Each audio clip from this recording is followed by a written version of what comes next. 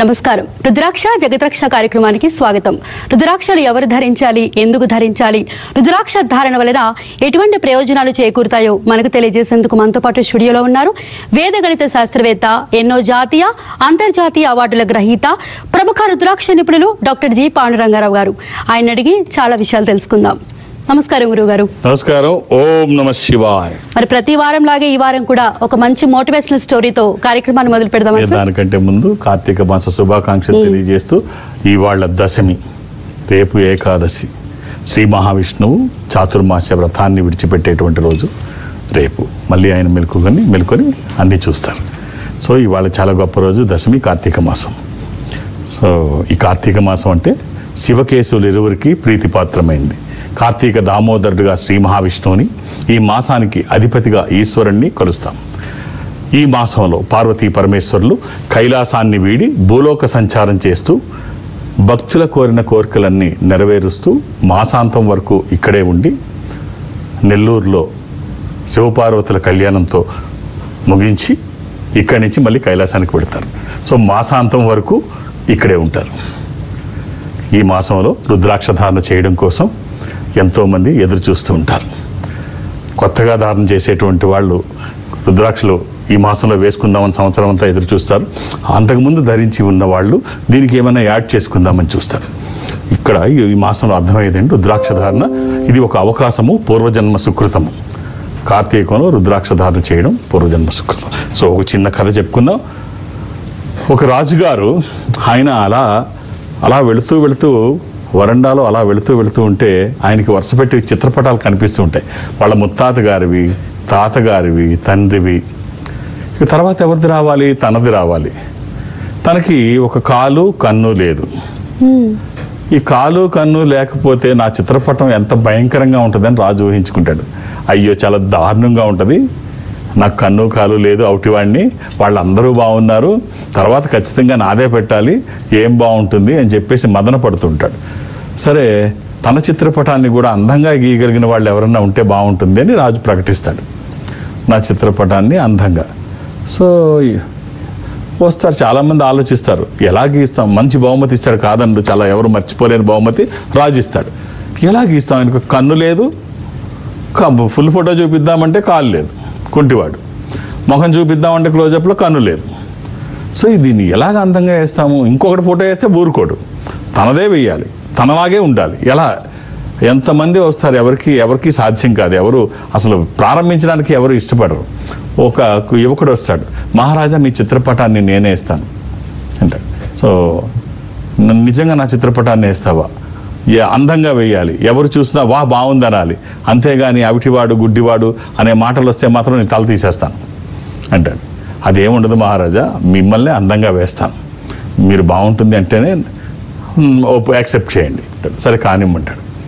సరే సాయంత్రానికి తన గదిలోంచి ఆ చిత్రపటాన్ని పూర్తి చేసి తీసుకొచ్చి అక్కడ పెడితే ఆ పైన డోరు అంటే ఆ కర్టను పైనుంచి అలా ఓపెన్ చేయంగానే చూసి అందరూ ఆశ్చర్యపోతారు, రాజు ఎంత అందంగా ఉన్నాడు, లోపం ఎక్కడా లేదు.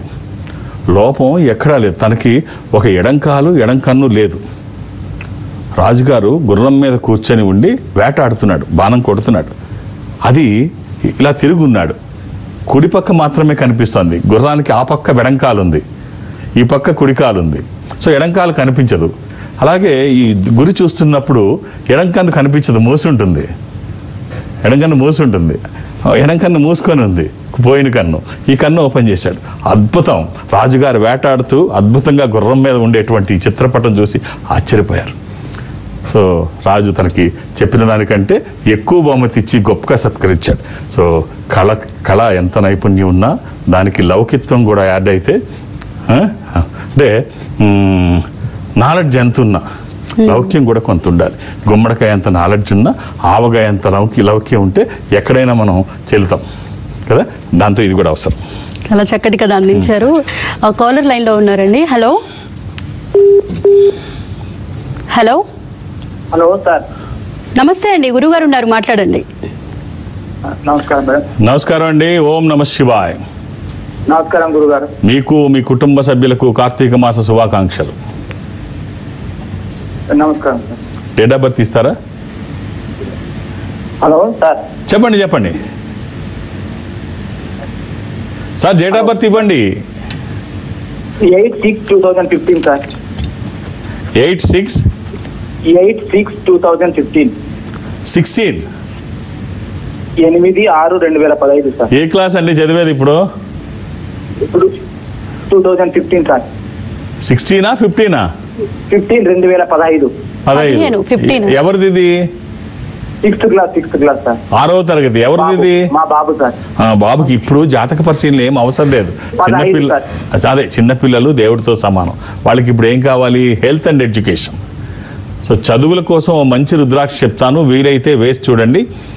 ఒక అష్టముఖి రుద్రాక్ష. ఇది గణపతి స్వరూపము. విఘ్నాలు లేకుండా ముందుకు వెళ్ళడానికి, నిర్విఘ్నంగా అన్ని పనులు చేసుకోవడానికి, కెరీర్ కోసము, ఎడ్యుకేషన్ కోసము, ఇది వాక్కుకి సంబంధించి, నాలెడ్జ్కి సంబంధించి.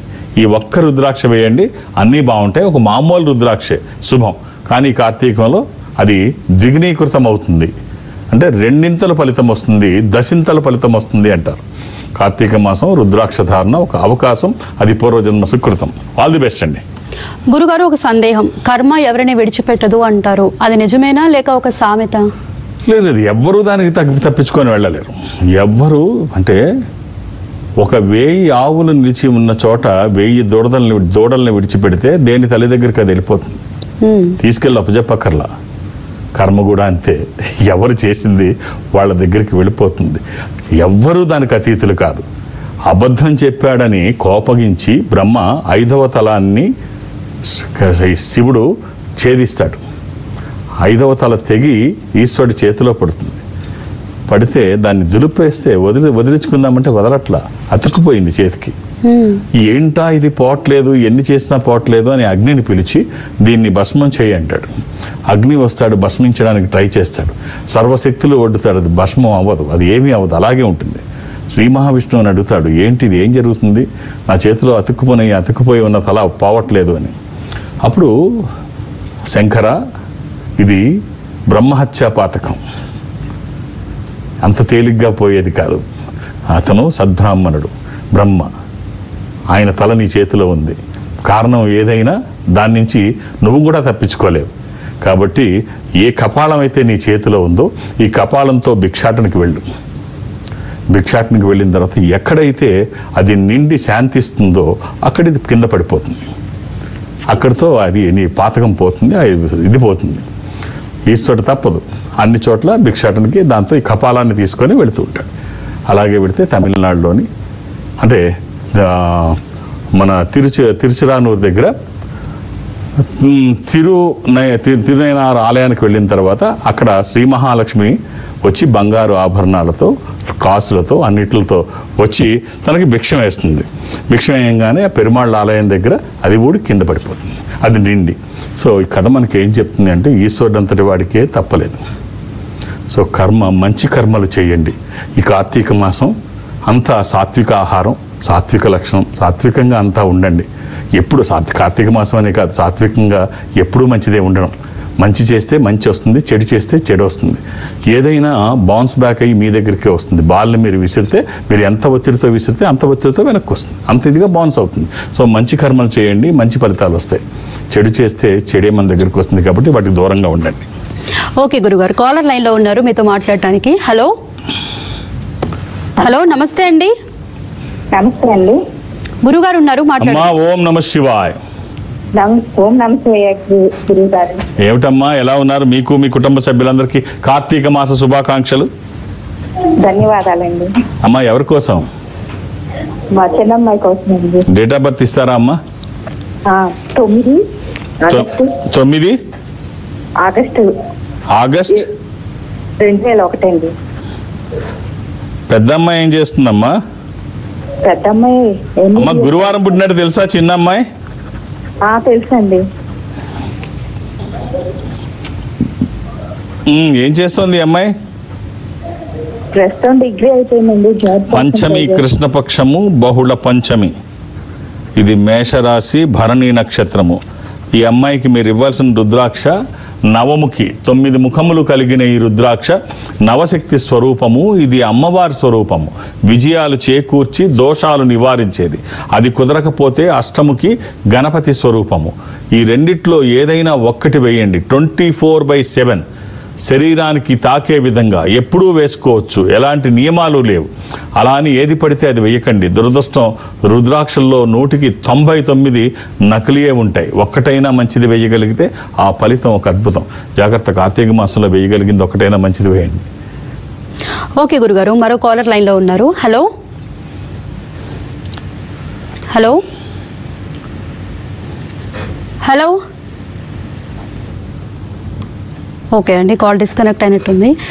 చాలా మంది అంటుంటారు మూర్ఖులతో వాతన నిరుపయోగం అని. నిజమేనా అండి? వాళ్ళని దారికి తెలమా? ఇప్పుడు సమయం వృధా తప్ప. నేను ఒకప్పుడు నాస్తికుడిగా ఉన్న రోజుల్లో, హేతువాద నాస్తికత తెలియని రోజుల్లో నేను మా స్టూడెంట్స్కి చెప్పి, అంటే టీచింగ్లో మా స్టూడెంట్స్కి మా శిష్యులకి చెప్పేవాడిని. అందులో వాడు మహా తెలివైన వాడు ఉండేవాడు. వాడికి చెబితే రోజు చెప్పేవాడిని, అది ఎలా కాదు, ఇది ఇలా ఇలా ఇలా అన్ని ప్రాక్టికల్గా చాలా డీటెయిల్గా ఎక్స్ప్లెయిన్ చేసేవాడిని. రోజు వాడితో వాదం తప్ప ఏం ఉపయోగం ఉండేది కాదు. మా బాస్ వచ్చి ఒకరోజు చెప్పాడు, నీకు అసలు ఏమైనా బుద్ధి ఉందా? వాడితో ఎంతకాలమైనా నీ టైం వృధా తప్ప వాడేం మారడు, నీ దారిలోకి వాడిని నేను తీసుకెళ్ళలేవు, మూర్ఖులంతే అని చెబుతూ ఒక చిన్న కథ చెప్పాడు. ఒక పులి గాడిద అడవిలో ఉన్నాయి. పులి గాడిద అడవిలో ఉంటే ఈ రెండూ మేస్తున్నప్పుడు గడ్డి చాలా నీలంగా ఉంటుంది కదా అని గాడిద పులితో అన్నది. గడ్డి భలే నీలంగా భలే మెరుస్తూ ఉంటుంది, నీలపు రంగులో. అంటే ఊరిగా గడ్డి నీలంగా ఉండడం ఏంటి, ఆకుపచ్చలో గ్రీన్ కలర్లో ఉంటుంది అని చెప్పేసి పులి అంటుంది. ఊరుకో, నీకు శరీరం అయితే పెరిగింది కానీ బుద్ధి పెరగలేదు, గడ్డి ఎప్పుడైనా నీలంగానే ఉంటుంది, ఆకుపచ్చగా ఉంటుందని ఎవరితో చెప్పగా నవ్వుతారు అని గాడిద అంటుంది. సరే, ఈ వాదన బాగా పెరిగి ఎంత చెప్పినా గాడిద వినదు, అది బ్లూగానే ఉంటుంది అంటుంది.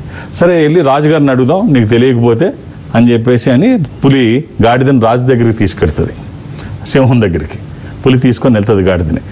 తీసుకెళ్ళిన తర్వాత సింహంతో చెప్పుద్ది, మహారాజా అసలు మా ఇద్దరికి తగు తేలట్లేదు, పొద్దున్న నుంచి ఒకటే వాదన, ఏమైంది అని అడుగుతుంది సింహం. ఏమైందేంటి, నేను గడ్డేమో ఆకుపచ్చగా ఉంటుందంటే కాదు నీలంగా ఉంటుందని చెప్పేసి దబాయిస్తుంది, పొద్దున్న నుంచి ఎంత చెప్పినా వినదు, ఇంకో మాట మాట్లాడుతూ నీలంగానే ఉంటుంది. సో కాబట్టి అప్పుడు మీరే చెప్పండి ఎలా ఉంటుంది అని అడిగితే అప్పుడు సింహం చెప్పుద్ది, గడ్డి నీలంగానే ఉంటుంది, గడ్డి ఆకుపచ్చగా ఉండదు, గడ్డి నీలంగానే ఉంటుంది. తప్పుడు మాటలు గాడిదకి చెప్పినందుకు నువ్వు అడవి నుంచి బహిష్కరిస్తున్నాను, నువ్వు ఈ అడవిలో ఉండడానికి వీల్లేదు అని చెప్పంటే అప్పుడు అడుగుద్ది, రాజా తప్పు కదా, గడ్డి ఆకుపచ్చగానే ఉంటుంది కదా, ఇలాంటి శిక్ష నాకు వేశారేంటి అంటే, పిచ్చముఖం దానా, అది గాడిద, దానికి తెలియదు. నీ రోజంతా సమయం వేస్ట్ చేసుకొని దాంతో వాదించడమే కాకుండా ఆ ఎదవ గాడిదని తీసుకొచ్చి దిక్కుమాలిన వాదన నా దగ్గర పెట్టి అది పచ్చగా ఉంటుందా నీలంగా ఉంటుందా అని చెప్పి అడుగుతావు.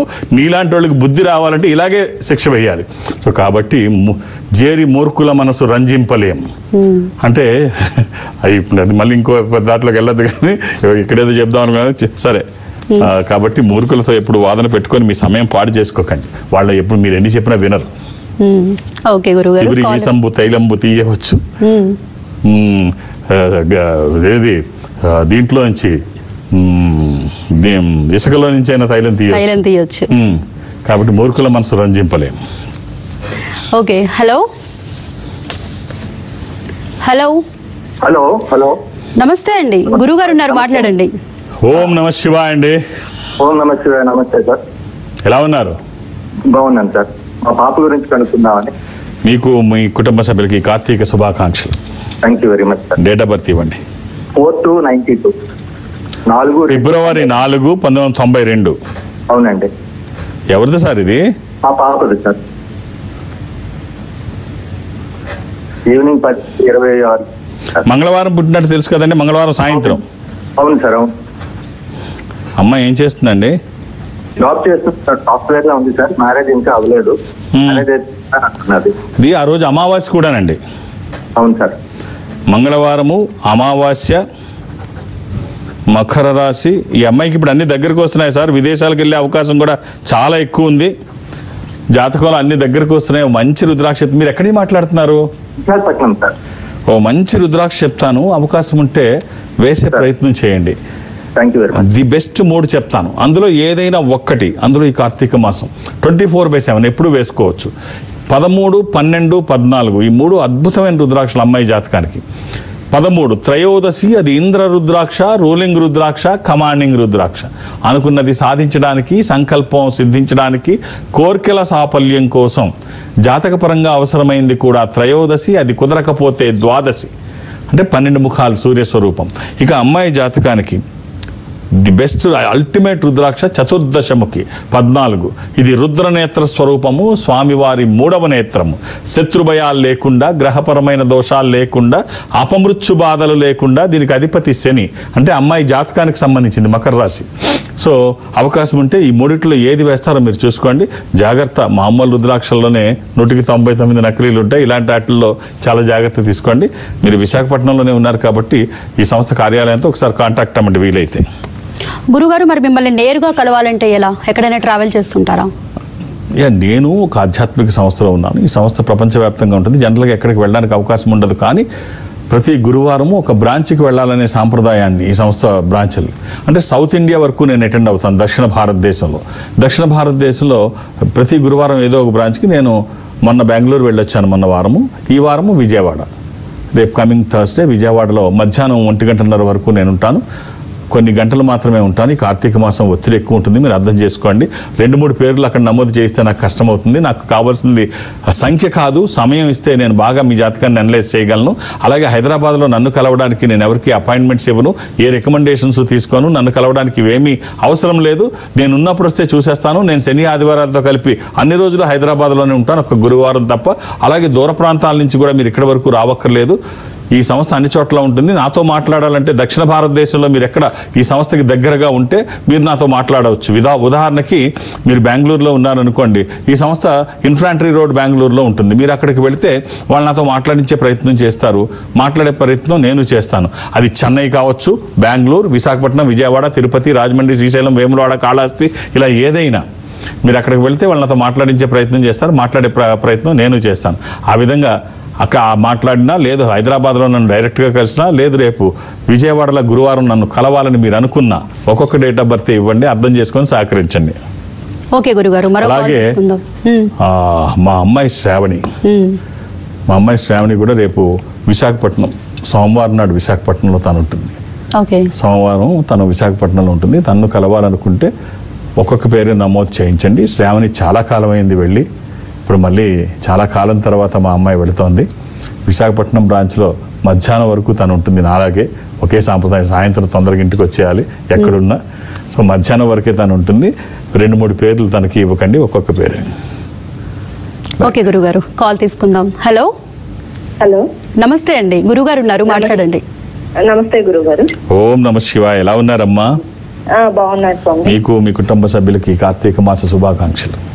థ్యాంక్ యూ స్వామి. అమ్మా, మా పాప గురించి అడగాలనుకుంటున్నాను. అమ్మా డేట్ ఆఫ్ బర్త్ ఇస్తారా? 1998. 1998 డిసెంబర్ 10 స్వామి. డిసెంబర్ 12 10 స్వామి. 10 డిసెంబర్. అమ్మ, ఎంతమంది పిల్లలు మీకు? ఒక్క పాపేనండి. అమ్మ, గురువారం పుట్టినట్టు తెలుసా ఈ అమ్మాయి? తెలుసు స్వామి. ఏం చేస్తోందమ్మా? గురువారం రాత్రి ఓటింగ్ బాక్స్ స్వామి. ఏం చేస్తోందమ్మా అమ్మాయి? అమ్మాయి ఇప్పుడు ప్రస్తుతం ఎంఎస్ అయిపోయింది, జాబ్ లేదు స్వామి, ఖాళీగా ఉంది. ఎక్కడ, ఇండియాలోనేనా? అయిపోయింది, 1 month అవుతుంది స్వామి వచ్చేసి ఇక్కడికి వచ్చి. ఎక్కడి నుంచి? యూకే నుంచి స్వామి. యూకే నుంచి. ఇది అష్టమి, కృష్ణపక్షము, బహుళ అష్టమి, పౌర్ణమి నుంచి 8వ రోజు, అది గురువారము. ఇది కన్యా రాశి. అమ్మాయికి అన్ని దగ్గరకు వస్తున్నాయి, మీరు ఏమీ ఆందోళన పడక్కర్లేదు. ఓ మంచి రుద్రాక్ష చెప్తాను, ఈ కార్తీక మాసంలో వీలైతే వెయ్యండి. మనకి ఎన్ని సంపదలు ఉన్నా, ఏ సంపద మనతో ఎంతకాలం ఉంటుందో తెలియదు, కానీ ఈ సంపద ఖచ్చితంగా ఎప్పుడూ తనతో పాటే ఉంటుంది. అవకాశం ఉంటే వేసి చూడండి. ఈ రుద్రాక్షల్లో త్రయోదశి, నవముఖి, చతుర్దశి 9 అమ్మవారి స్వరూపము, విజయాలు చేకూర్చి దోషాలు నివారించేది. త్రయోదశి ఇంద్ర రుద్రాక్ష, రోలింగ్ రుద్రాక్ష, కమాండింగ్ రుద్రాక్ష. చతుర్దశముఖి అది రుద్రనేత్ర స్వరూపము, స్వామివారి 3వ నేత్రము. శత్రు భయాలు లేకుండా, గ్రహపరమైన దోషాలు లేకుండా, అపమృత్యు బాధలు లేకుండా. దీనికి అధిపతి శని, అంటే మీ అమ్మాయి జాతకానికి సంబంధించింది. సో ఏం వేస్తారో మీ ఇష్టం అమ్మ. ఈ మూడిట్లో ఏదన్నా ఒక్కటి శరీరానికి తాకే విధంగా వేయండి. 24/7 ఎప్పుడు వేసుకోవచ్చు. మీ ఆశీర్వచనము, వాళ్ళ ప్రయత్నము, ఈశ్వరానుగ్రహము. అద్భుతం అంటే అతిశయక్తి కాదు. All the best. ఓకే గురుగారు, ఈ రుద్రాక్షలు ధరించేటప్పుడు ఏమైనా సూచనలు ఉంటాయండి పాటించాల్సినవి? చాలా మంది అలాగే అనుకుంటారు, పూర్తిగా పొరపాటు. ఈ మధ్యన యూట్యూబ్ నాలెడ్జెస్ ఎక్కువైపోయి ఏమీ తెలియకపోయినా వాళ్ళు యూట్యూబ్లో చెబితే నిజం అనుకుంటారు.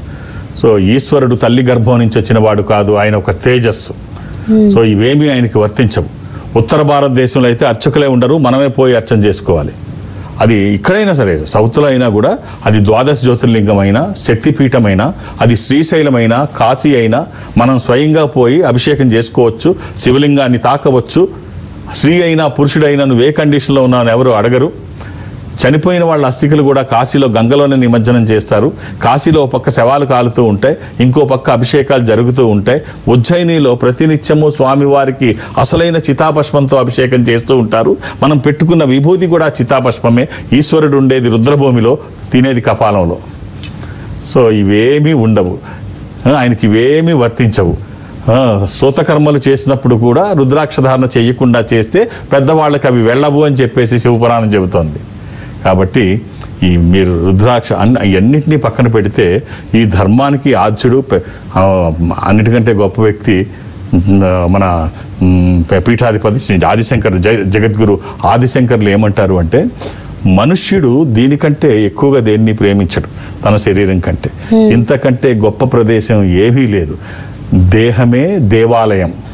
అహం బ్రహ్మస్మి, అహం విష్ణు, అహం శంకర అద్వైతంలో. సో ఇంతకంటే గొప్ప ప్రదేశం ఏముంటుంది, ఇక్కడ రుద్రాక్షధారణ చేయవయ్యా అంటాడు ఆయన. సో ఆయన కంటే గొప్ప వాళ్ళు ఎవరుంటారు? ఆయన మాటను తప్పుపెట్టే అర్హత ఎవరికి ఉంటుంది? కాబట్టి లేనిపోని అన్నీ వినకండి. పెద్దవాళ్ళు ఏం చెప్పినా, మన గ్రంథాల్లో ఏదున్నా అదే నిజం, అదే ఆచరణ యోగ్యం. ఆచరణ యోగ్యం కానిదేది ఆచారం కాదు, ఆచరించగలిగేది ఆచారం. ఓకే గురుగారు, కాలర్ లైన్లో ఉన్నారు. హలో. హలో, నమస్తే అండి. నమస్తే అండి, గురుగారు ఉన్నారు, మాట్లాడండి. నమస్కారం అండి గురువు గారు. ఓం నమ శివాయ. ఎలా ఉన్నారండి? బాగున్నాం సార్. మీకు మీ కుటుంబ సభ్యులకి కార్తీక మాస శుభాకాంక్షలు. మా పాప గురించి అండి. డేట్ ఆఫ్ బర్త్ ఇవ్వండి. 2/10/1996. ఈరోజు అక్టోబర్ 2 సెలవు అండి, భారతదేశం అంతా పుట్టినరోజు సెలవు. అవునండి సార్. ఇయర్ ఏంటంటే సార్, సంవత్సరం 96. 96 అండి. 96. ఎంతమంది పిల్లలు మీకు? 2 అండి. ఎక్కడి నుంచి మాట్లాడుతున్నారు? విజయవాడ. బుధవారం అమ్మాయి పుట్టినట్టు తెలుసా అండి? తెలుసండి. అమ్మాయి ఏం చేస్తోంది? ఎంఎస్ అయిపోయి జాబ్ కోసం వెయిటింగ్ అండి. పార్ట్ టైం జాబ్ చేస్తుంది. అబ్రాడ్ లో ఉంది. షష్ఠి ఎక్కడుంది?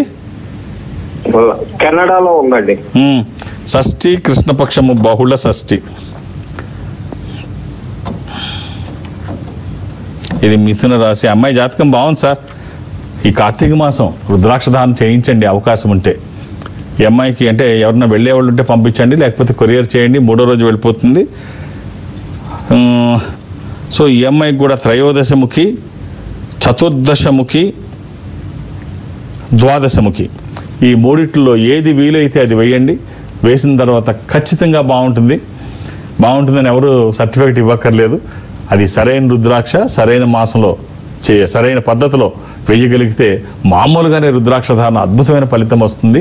అందులో ఈ కార్తీక మాసంలో అది ఒక అవకాశము, పూర్వజన్మ సుకృతము రుద్రాక్షధారణ చేయడం.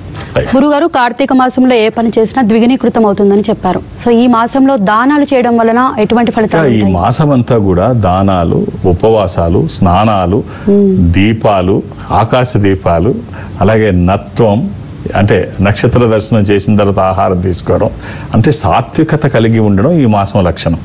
సాత్వికమైన భోజనం తీసుకోవడం, సాత్వికంగా ఉండడం, ఇవన్నీ ఈ మాసం భారతదేశం అంతా కూడా అంటే ఈ ఆధ్యాత్మిక శోభ సంతరించుకొని హరిహర నామ స్మరణ చేస్తూ ఈ మొత్తం దేశమంతా కూడా హరిహర నామ శోభతో ఘోషతో మారుమోగిపోతూ ఉంటుంది. ఈ మాసం కార్తీక మాసం ఏం చేసినా ఆ ఫలితాలు, దానం చేసిన ధ్యానం చేసినా ఏం చేసినా అది ద్విగుణీకృతం అవుతుంది. కాబట్టి చేయడానికి అవకాశాన్ని బట్టి ట్రై చేయండి.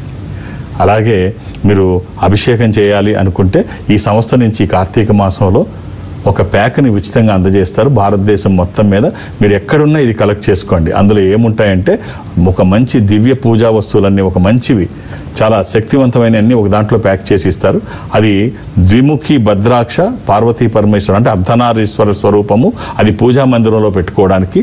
27 లక్షల రుద్రాక్షల్లో మహారుద్రాభిషేకంలో అభిషేకించిన 3 రుద్రాక్షలు పూజలో పెట్టుకోవడానికి. అలాగే గంగాజలం ఒక బాటిల్లో ఇస్తారు.